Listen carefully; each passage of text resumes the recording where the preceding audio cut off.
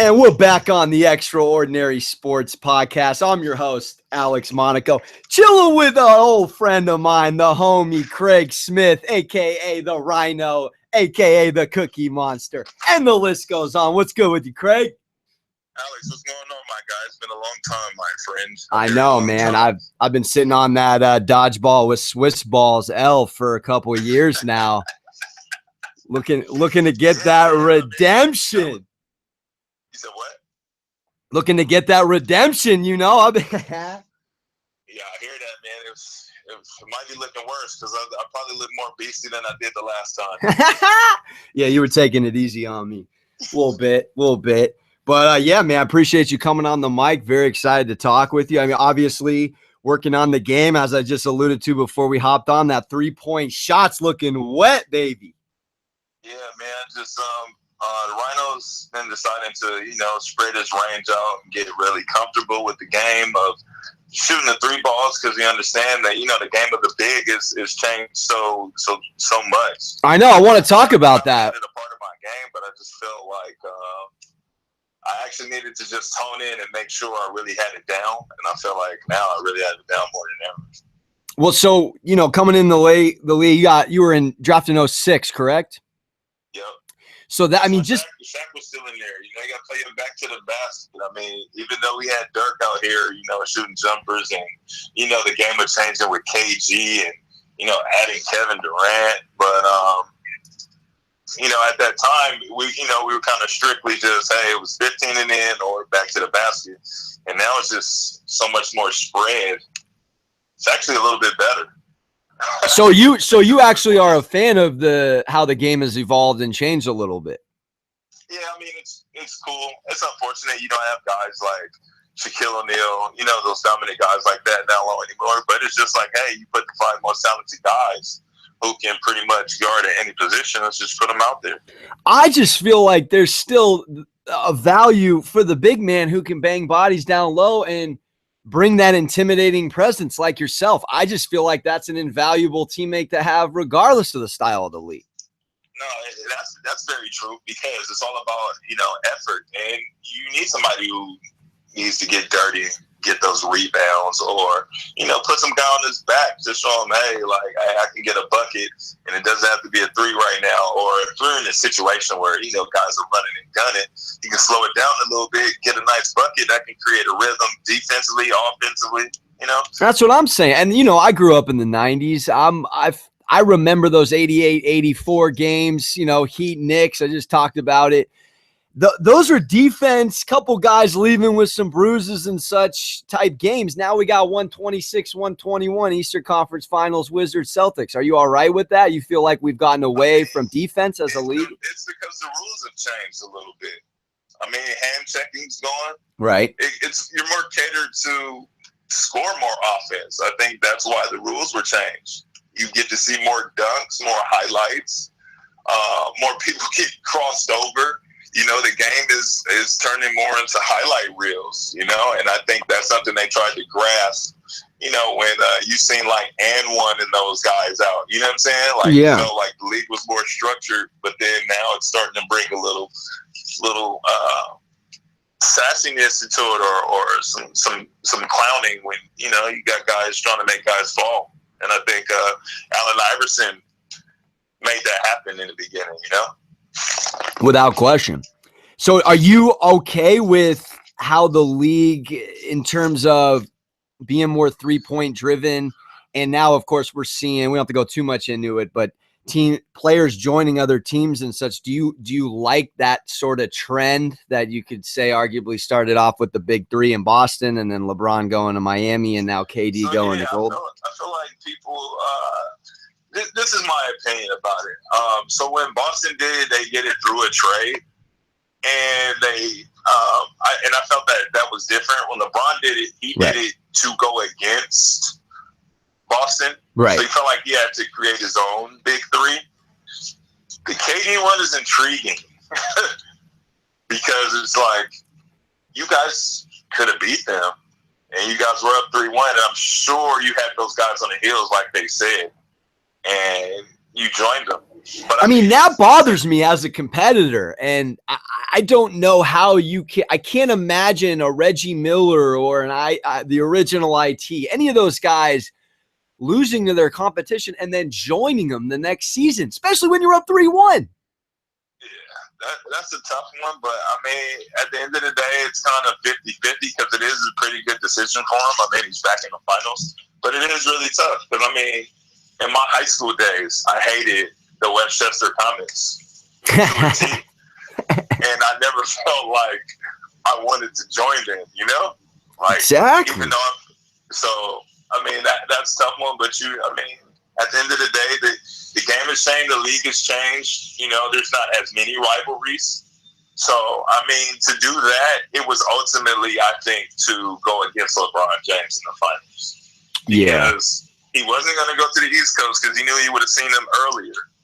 And his best chance of always getting back to the finals would be having a better group of guys. And then you have an OKC. I mean, OKC, you got Russ, who's a talent, but you see Russ has to do everything. Right. You know? And there, KD can just be himself. Score. Now he's rebounding. He's added block. He's added being a real defensive shot blocking threat. So, I mean, he's definitely developed and gotten better himself with that group too. Yeah. Well, I want to touch on kind of the games within the game of basketball with you. You obviously having a successful career still after it. When you're banging bodies and you're in a game like basketball, it's so fast paced. You can't, in the NFL, you throw a pick, you got to wait a whole possession. In basketball, turnover, 24-second shot clock, you're right back after it. Can you touch on a little bit about the ability to stay in the moment and stay present and not let your mistakes override everything going on within the game of basketball? I always think basketball is a great teaching, just like for life in a sense. It's just like, hey, if you're worried about a situation, you're not going to be able to get better or to go through and focus on another task at hand if you're still worried about a situation that happened to you. And that's how it goes in basketball. Basketball is like, hey, forget everything you're thinking about and tone in and lock in. And I mean, it can be really difficult and crazy at times, but I mean, if you're really committed to that, to being able to say you get a steal and you end up turning the ball over, you have to let it go. You have to let it go and be in the moment that things happen, and some things you just can't control. And once you're in tune with that mentally, I think then the rest of it's easy. Yeah. That's very well said. Kind of going off of that, I asked your boy Ryan Hollins this question just last week about, because you've been on some successful teams, of course, and I'm fascinated. Absolutely. Yeah, Absolutely. and the difference between a good team and a great team. Obviously, everyone can put the ball in the cup. Everyone's talented. Everyone has skill sets. What do you think separates a good team from a championship team? One, I believe it's sacrifice. Being able to put countless hours in, being able to really lock in and pay attention to detail, being able to have your teammates back at all times, and to understand that at the end of the day, I think it's more of I guess like what I'm trying to say is like a perspective. Because it's like that's an interject. Like I'm fascinated with how the Rockets transformation. Obviously, they changed coaches, but the Dwight Howard Harden thing wasn't working. All of a sudden, he goes from a 2 to a 1, and he's a much more unselfish player. He's the alpha and the superstar of the team. I'm just also curious about how you get guys to buy in, because it is such an alpha dominated league and everyone kind of wants to get theirs. But the special teams, the Spurs, the system, things of that nature, that typically overrides just individual skill set. I find that to be pretty interesting. It goes mental. I mean, when you look at those great teams, you look at those guys, they're great guys, first and foremost. Yeah. you don't hear nothing bad about some of those guys. I mean, if we go back to, you know, teams with the Bulls and Rodman, that's a different story. But right. I think collectively, you all have to be on the same page, and your personalities kind of have to click, because you guys are just improving out there. You work all hard to work on these certain set of skills, but then when you go out there, the defense tries to dictate you. So you're kind of always more on the improv level of, you know, creating something out of nothing. Oh, absolutely. Well said. When you come to good teams, it's a feeling, it's an understanding. It's not always, you know, you hear people go, my bad, my bad. It's like, you know, you're all on the same page. You're all on the same page. You understand what it is. Your coach has gave you one of the greatest preseason speeches to really get you guys motivated and to get you thinking about nothing unless it's a championship. Well, when you get, you know, obviously you had a relationship with Kevin McHale, Hall of Famer, one of the greats. When you are getting a suggestion from him rather than someone on the coaching staff or just even in the team circle that doesn't have the accolades, does it resonate differently? Is it not just with you personally, but with players in terms of getting everyone to buy in? Because ultimately the idea of winning and the idea of a team is bigger than the sum of its parts. Absolutely. You want to have a guy who's either played the game or been around the game for so many years. Mm-hmm. Yeah, you take that very differently, because you know that person's been almost in every different type of situation. Right. You know, from, you know, playoffs, non-playoffs, championships. I mean, those things stick because you know that person was out there in that battle that you're fighting right now. Right, yeah. And going off of that, I'm fascinated with the mental side of sports. I'm a big meditator, just hit 3 years in a row every day, by the way. Okay. But yeah, you know, Phil teaching the Lakers and the Bulls meditation and visualization and such. Any of that in your game ever resonate, or have you been around guys that are all about seeing things in the mind before they happen? I know you were touching on mentality just a second ago. Yeah, man. I mean, we kind of learned that at a young age. You know, you get to go to certain basketball camps. You get to talk about different certain things like that. And, yeah. One of the things I remember was just always trying to, before I go out there on the floor, just imagine and see the things that I want to do and how I can be successful out there on the floor. Once I have that me time where I'm really thinking about my thoughts, getting that together, and obviously putting plays and defensive schemes in there too. Right. I mean, that really works. That really works. The mind is a very powerful thing. And it's just like, you know, you put something that you're determined and focused on out there into the world, to the universe, and it should come back to you. Same exact thing, same exact thoughts. That's law of attraction right there. Where can I sign up for the CSMEEZY 101 in mental fortitude? Let's get it. No, but I mean, yeah, that stuff's true, man. The mind is a very powerful thing. That's why the game is more mental than it is physical, you know? Yeah, and basketball is such a game of communication. Like you said, I want to kind of bring that back, the idea of, you know, you're practicing skill sets, you're honing your craft, you're working on plays, but when it's go time is a lot of the game when you're playing live. Is it really flow and feel and nonverbal communication within your teammates? It's because, you know, I've heard it's almost been related to like a game of ballet. Actually, your boy James Goldstein told me Crawford's his favorite player to watch because it's like watching ballet when he's got the rock in his hand.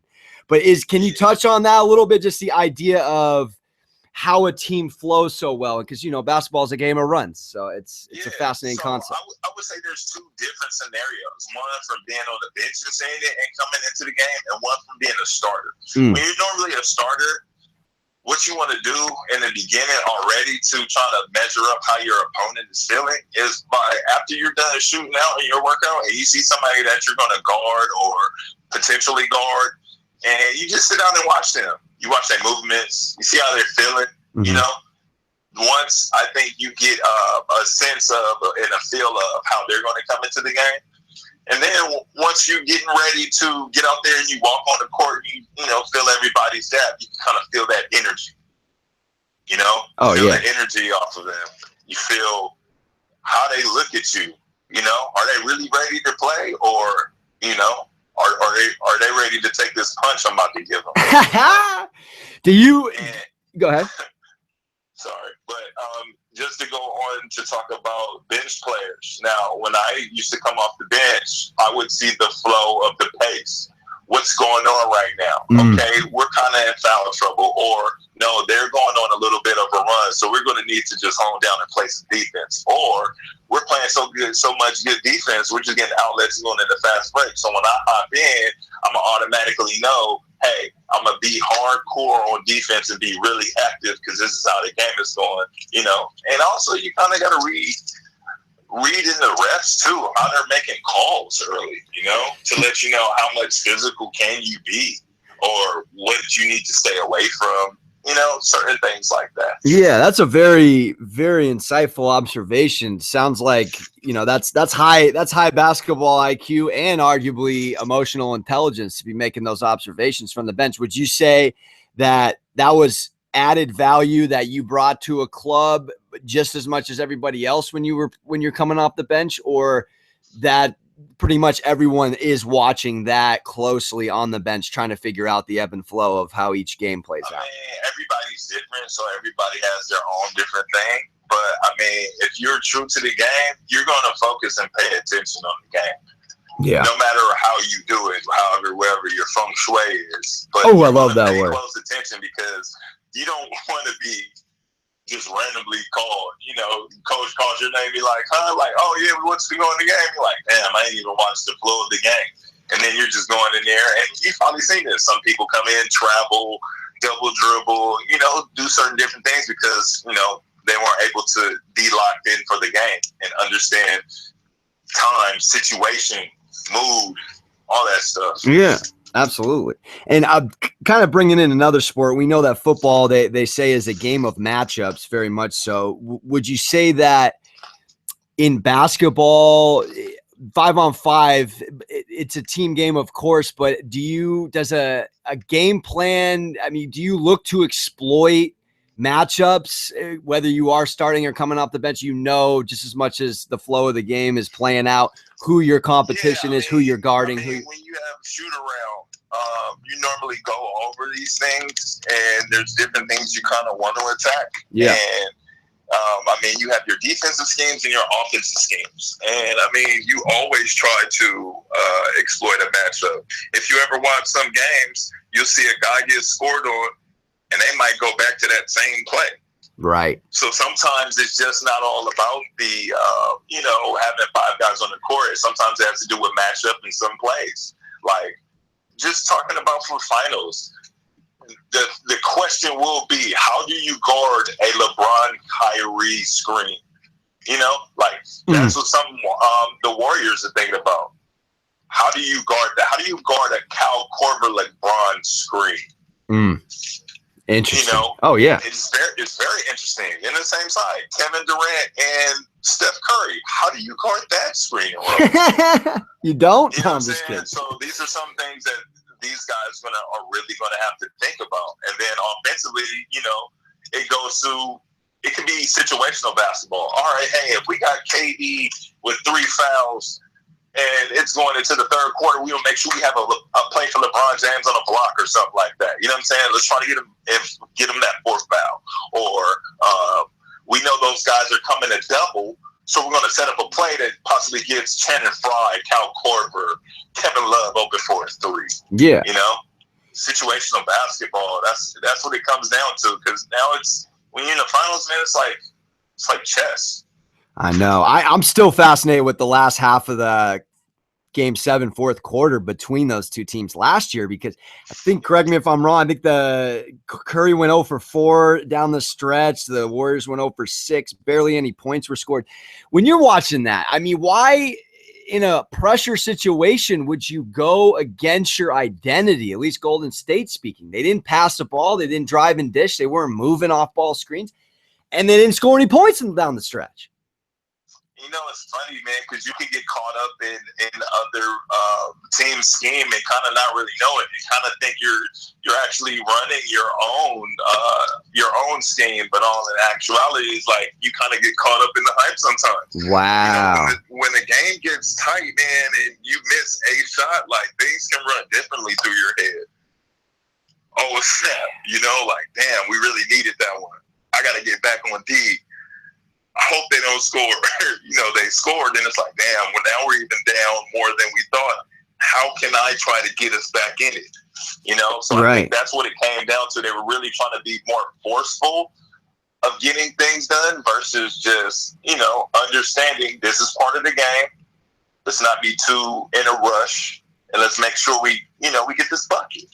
So true. I mean, the idea of being up 3-1 and that series of unfortunate events to have the Cavs win, I mean, you think it would be destiny and that's what I'm fascinated with. I want to touch on real quick, just a couple more questions. I'll let you go. I know you're busy, man. With the idea of momentum, I already touched on a little bit, but can you explain momentum tangibly, or is it just something in the moment that's literally nonverbal? It's in the air. The crowd is involved with it. The refs potentially are involved. I mean, there's so much to that, but basketball is such a game of runs. I find basketball momentum to be more interesting than any other momentum. Yeah, it is because, I mean, just say, for example, Warriors are at home. They're going to feed off of that energy. There's going to be so much energy in that building that's being fed to those Warriors. Right. Know? And that's going to kind of try to put fear into the Cavs. So you would think the Warriors will be capable of coming out to, you know, try to make a run, right? Right. As soon as the timeout happens, Ty Lue is one of the greatest at this. He's able to change that momentum. Whenever you see guys go on a run, they have a nice momentum. They're making shots. They're playing D. Mm-hmm. Ty Lue calls a timeout. Next thing you know, the run stops every time, and another team can make a run. So what are your thoughts on, because I know Popovich would do that. He would nip any momentum in the bud with a quick timeout. But Phil Jackson, almost like treating a kid like with adult privileges, I'm going to let you learn and work through this without me babysitting you and not call a timeout. Do you think both work for different reasons? Sometimes you got to fight through adversity. That's a life lesson right there that he's showing you. How am I going to be able to basically turn this water off over here? Wow. This water's draining, and I need to figure out how to turn it off. You know, this is when the team really confides in each other, the 5 guys that are out there, to really say, hey, like, we got to put forth a ton of effort and energy so we can cut this water off. You know, like, just like you talk about firefighters in a fire. It's a crazy fire. We don't know to put the fire out. What do we need to do? Okay, you need to go here and do this. We need to do this. Everybody needs to do their job individually, so collectively as a group, we can get it done. So you're in favor of the Popovich method more so than the Phil, but you understand both rhyme for reasons, if you will. Yeah, I understand both rhymes, but I mean, it's a new day and age of basketball, so it's kind of like certain things, you know, kind of have to be. How can I say this? You know, you have old terms that need to be reinvented, you know? Yeah. So you kind of have to reinvent the ideal for the new age. That means you make it shorter, you abbreviate it, you know, just like you do for the millennials. They don't understand big words. They only understand, you know, how you shorten them up, how you abbreviate them. Right. Right. Yeah, that's well said. Well, I mean, it's kudos to you for working on new elements to your game that, you know, are adapting to the times that are right now in the game of ball. Yeah, man, that's what you got to do. You know what I'm saying? Like, even if you're a rap artist, you got to get with the times. You know, I think that's one of the most important things you can do. You always have to be able to adapt. Did you anything fascinating with playing overseas a little bit that you were able to add to your game and bring back to American basketball? Because we know FIBA, they got the Euro step, the way they pass the rock. A couple things here and there that are a little bit different that I find fascinating. Anything that you really enjoyed playing over there that you've brought back and added value-wise to your game? Yeah, I think it would be like some of just my my moves, I definitely added more finesse moves. I definitely would say that. It made me, because I felt like, you know, being a Rhino, I was just running through people probably every 5 seconds. You know, I got to put the ball down first, or they're going to think it's a travel. So I had to really like tone down, slow down, and figure out how can I really be myself, but, you know, better. And I said, hey, you got to start, you know, making moves to where, because people are always going to know you're going to go inside. Start pulling that step back, shoot it outside. There you go. So, I mean, the step back jumper, being in the post and making a step back move, or developing my turnaround jumper. I would say some of those things, absolutely. And just being more mindful of when I get the ball first, because it's not like I'm looking to score.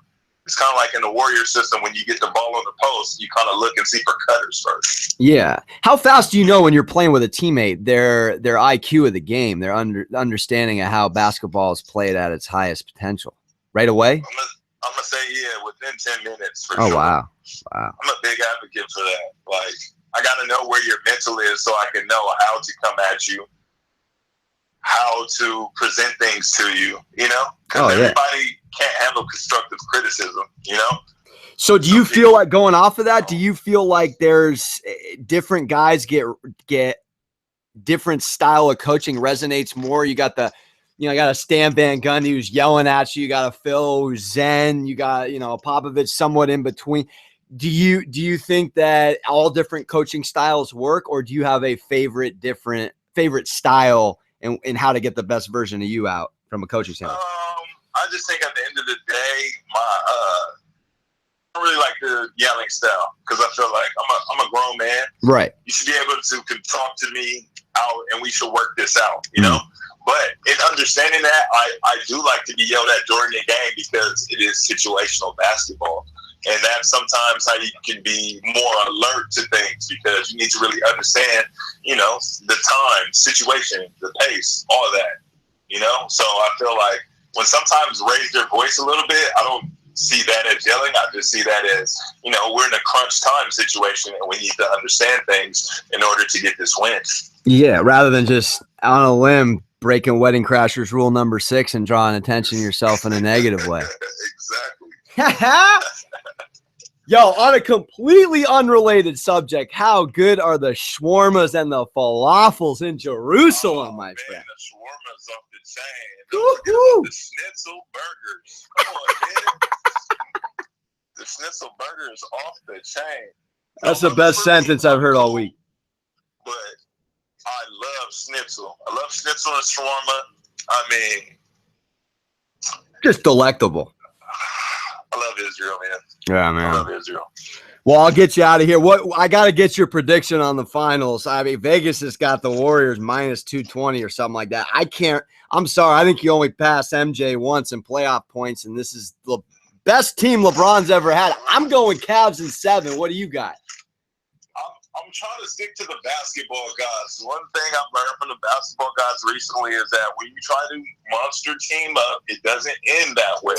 Yeah. And for LeBron's situation in Miami, it didn't end well. Right. And I just don't think the basketball guys will allow something like this. And that's just me. So I gotta go with LeBron James. I love it, baby. One, he's chasing for greatness.